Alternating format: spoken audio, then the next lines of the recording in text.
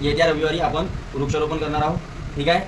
आणि त्या झाडाची जिम्मेदारी तुम्हाला स्वतःला घ्यायची आहे. एका झाडाची जिम्मेदारी एका एकाला.